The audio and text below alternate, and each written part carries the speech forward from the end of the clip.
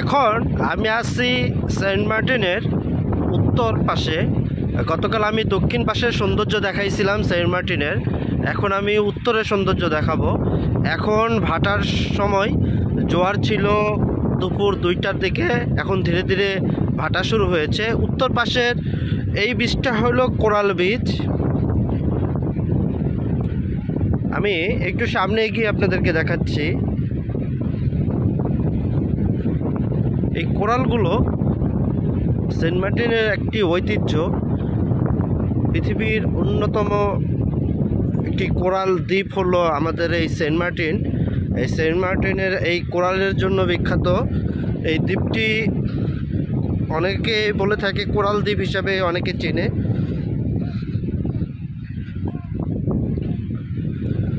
আপনারা গত আমার ভিডিওতে দক্ষিণের যে পাথরগুলো দেখছিলেন ওগুলো কোরাল পাথর ছিল এবং অন্যান্য পাথরও ছিল, কিন্তু আপনার এই উত্তর সাইডে যে পাথরগুলো এগুলো সম্পূর্ণই কোরাল পাথর।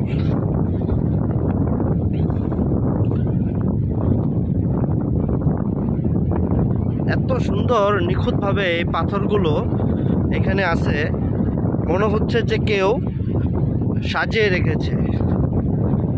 মহান সৃষ্টিকর্তার কত নিপুণভাবে আমাদের এই পৃথিবীটাকে সাজিয়েছে সেটা আপনি দেশ ভ্রমণ না করলে কখনোই দেখতে পারবেন না।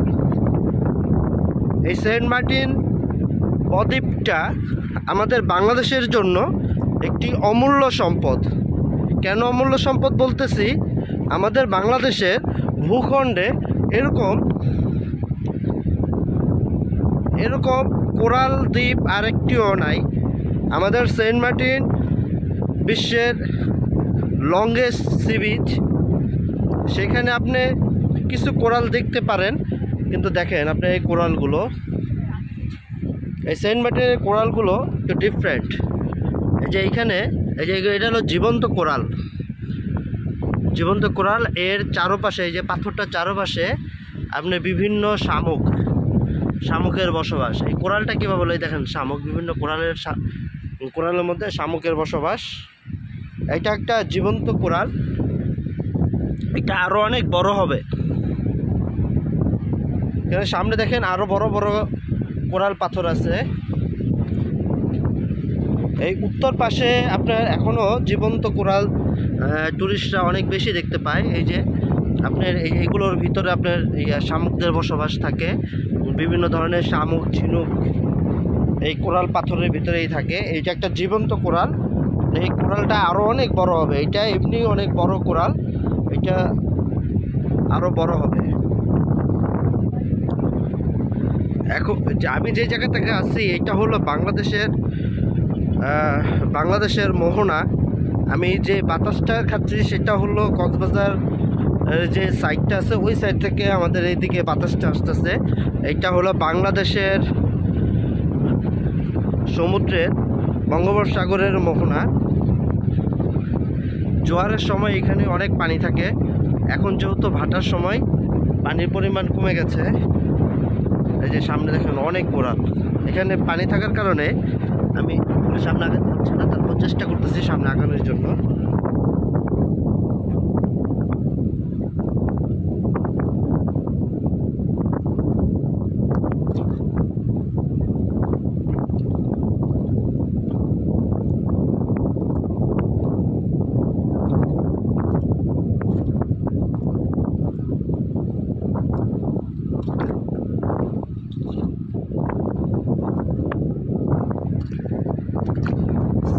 সেন্ট মার্টিনের আকাশ এতই পরিষ্কার, পানির রং এবং এই কোরাল পাথরগুলো মানে অনেক সুন্দর লাগে, অনেক সুন্দর লাগে।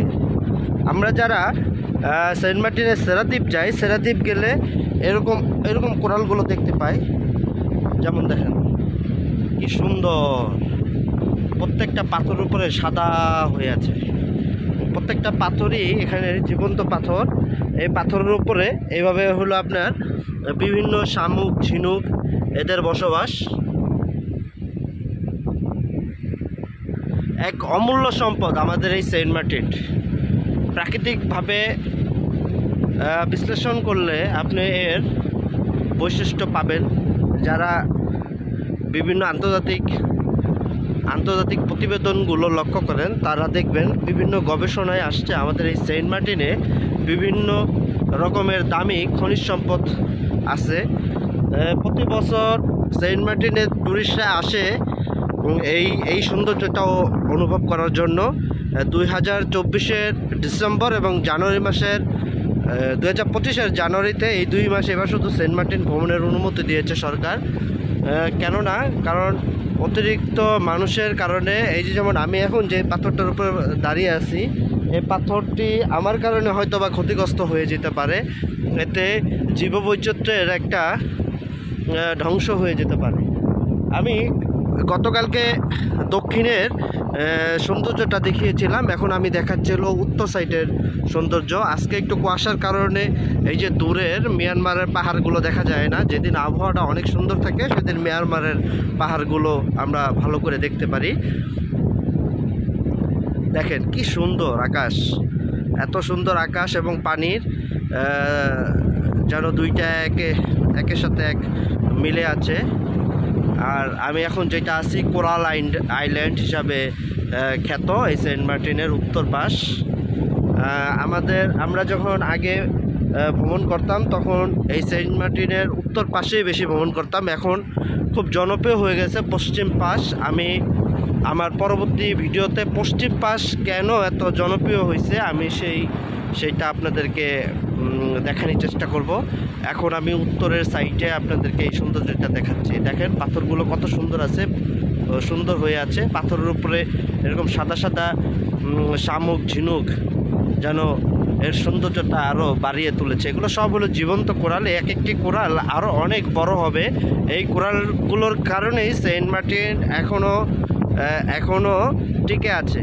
যতদিন পর্যন্ত এই কোরালগুলো থাকবে আল্লাহর রহমতে সেন্ট মার্টিনের তেমন কোনো ক্ষতি হবে না আশা রাখি। এই কোরাল রক্ষার জন্যই সরকার বিভিন্ন পদক্ষেপ গ্রহণ করে, যার কারণে এই বছর ভ্রমণের কিছু নিষেধাজ্ঞা দিয়েছে।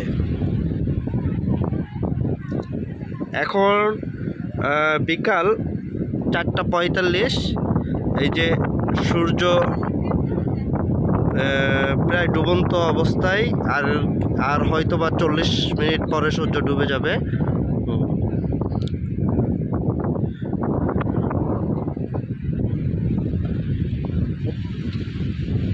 এই যে এই সোজা হেঁটে গেলেই সেন্ট মার্টিনের জেটিঘাট, খুবই কাছেই জেটিঘাট থেকে।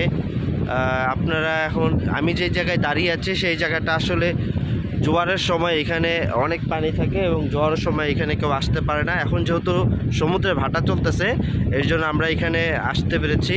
খুব সুন্দর একটি পরিবেশ এই জায়গাটা।